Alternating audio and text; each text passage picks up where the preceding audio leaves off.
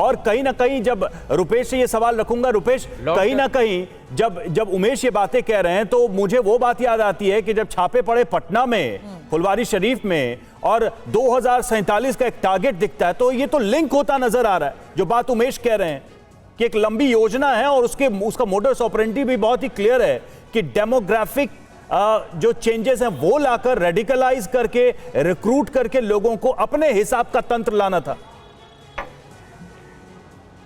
देखिए, और वही काम चल रहा था। जब खुलासे हुए बिहार में तो लगा कि सिर्फ ये बिहार में और PFI, Patna, Phulwari Sharif terror module है, लेकिन ये मॉड्यूल पूरे देश में किस तरीके से काम कर रहा है। और उसी दौरान पूरे देश में सबसे पहली बार बिहार में ये खुलासा हुआ कि मदरसों की क्या भूमिका है। देश का पहला ही ऐसा वाकया होगा जब मोतिहारी के एक मदरसे के मौलवी की भी गिरफ्तारी हुई है, जो पीएफआई का ना सिर्फ सदस्य था बल्कि छोटे छोटे बच्चों का माइंड वॉश कर रहा था। और किस तरीके से ये भी खुलासा बिहार में हुआ कि जब बिहार के चुनाव हुए, बिजनेस लोन के लिए बैंक गए तो बिजनेस प्लान दिखाइए करके पूछते हैं।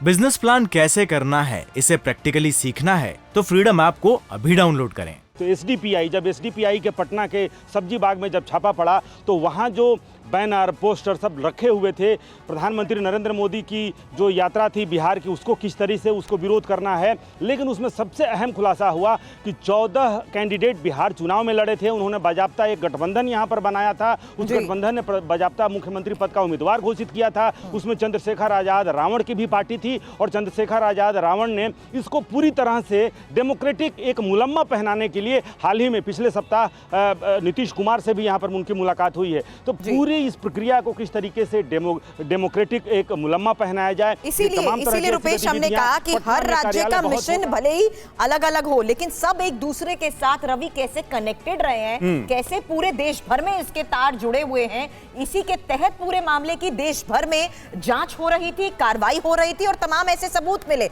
लेकिन जिस तरीके से एसडीपीआई एक पॉलिटिकल विंग होते हुए रडार पर आया, उसमें कई बड़े खुलासे हुए। और मकरंद काले इस वक्त हमारे साथ हैं। मकरंद कल उसी एसडीपीआई कार्यालय में मौजूद भी थे जहां पर तमाम ऐसे गैजेट्स को भी खंगाला जा रहा था, ऐसे दस्तावेजों को खंगाला जा रहा था जिसके तहत ये मकरंद पता लग पा रहा था कि इनकी साजिश है क्या, कैसे लोगों को जोड़कर इसे भारत के खिलाफ ये एग्जीक्यूट करने की कोशिश में थे। अब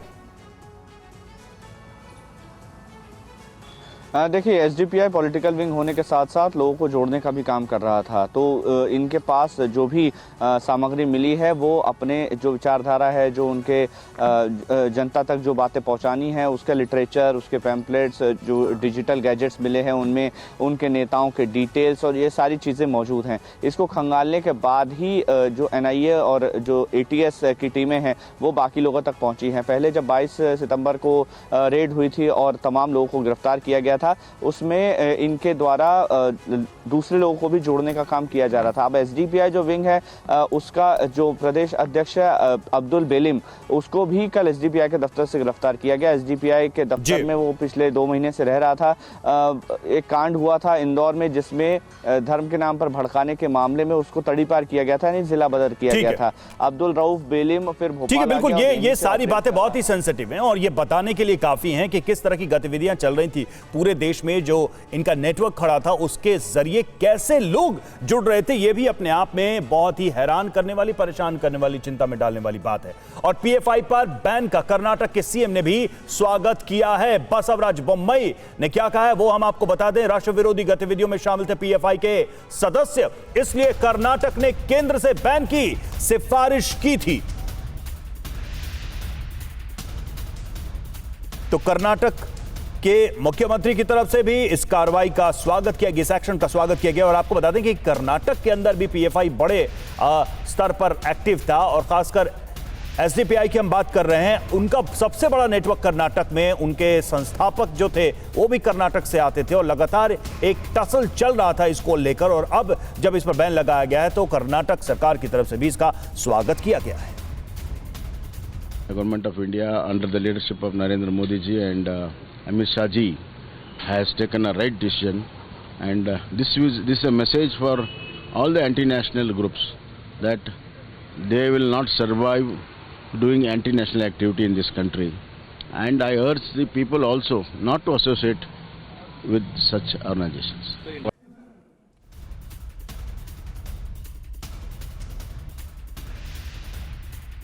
हमारे साथ इस वक्त फोन लाइन पर अरविंद कुमार जैन, उत्तर प्रदेश के पूर्व डीजीपी, जुड़े हुए हैं। सर, इस सवाल पर हम सब देख रहे हैं कि पीएफआई क्या कर रहा था और सरकार ने क्या किया, लेकिन ये चीज कैसे इंश्योर होगी, मैं आपसे समझना चाहूंगा। सिमी बैन हुआ तो पीएफआई बना, अब पीएफआई बैन होगा तो क्या बन जाएगा? क्या इस चेन को ब्लॉक करने या रोकने का कोई मैकेनिज्म पुलिस, एडमिनिस्ट्रेशन या एजेंसीज के पास हो सकता है? नहीं, ये बिल्कुल कोई इस तरह का कोई मैकेनिज्म पुलिस के पास में, एडमिनिस्ट्रेशन के पास में नहीं है।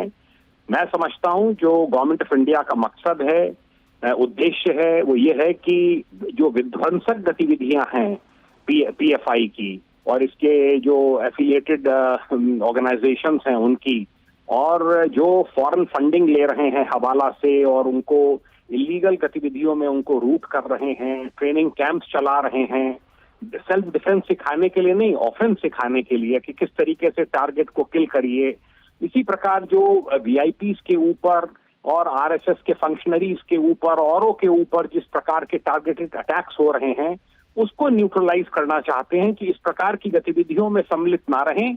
और इनके साथ में जो कुछ यूथ जोड़ रहा था, जिनको ये गुमराह कर रहे थे, मिसगाइड कर रहे थे, वो थोड़ा इनसे डिसएसोशिएट हों, इस मकसद से किया गया है। क्योंकि ये बहुत जरूरी था जानना कि किस तरीके से इनको विदेशों से फंडिंग हो रही है, कैसे युवाओं के ब्रेन वॉश किए जा रहे हैं, कैसे सोशल ट्रेनिंग के नाम पर ग्रुप बनाए जा रहे हैं, और बड़ी बात, हथियारों की ट्रेनिंग के साथ साथ देश का माहौल बनाने, देश का माहौल बिगाड़ने की ये जो कोशिश थी, और साथ ही धर्म के नाम पर लोगों को उकसाने की ये कोशिश थी, उसके तहत बड़ी कार्रवाई की गई है। आप हमारे साथ जुड़े उसके लिए शुक्रिया। बिजनेस लोन के लिए बैंक गए तो बिजनेस प्लान दिखाइए करके पूछते हैं।